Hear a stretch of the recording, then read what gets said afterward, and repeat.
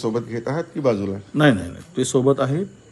त्यांनाही सत्तेतील वाटा मिळणं आणि माझ्याशी त्यांची अशी ते स्पष्ट भूमिका त्यांनी सांगितली की आम्ही विजय भाऊ बरोबर आहोत.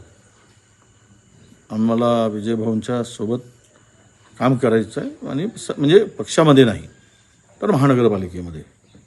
तो विश्वासही त्यांनी आमच्यावर दाखवला.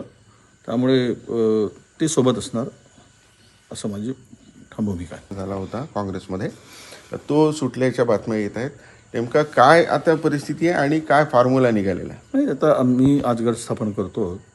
गटनेता जवळपास फायनल झालेला आहे आणि शेवट सत्ता मिळवण्यासाठीच आमच्या सगळ्यांचा, सत्ता मीन्स काँग्रेसचा झेंडा फडकवण्यासाठीच आमचा सगळ्यांचा प्रयत्न राहिलेला आहे.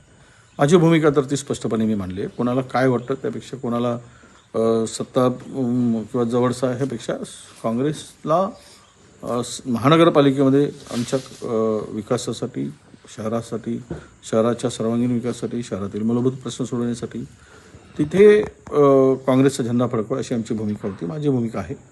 आणि म्हणून मला वाटतं की आज गटनेता झाला की महापौराचा वादही संपलेला आहे. महापौरही आता कोण होणार हे पण जवळपास निश्चित झालं आहे.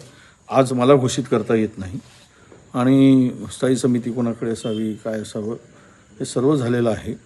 तुम्हाला मला वाटतं की 4-5 वाजतापर्यंत या संदर्भातली फार तर 5 संध्याकाळपर्यंत आम्ही गोड बातमी देऊ आणि कोण या शहराचा मेयर होईल त्याचं नावही कदाचित आम्हाला घोषित करायला लागेल.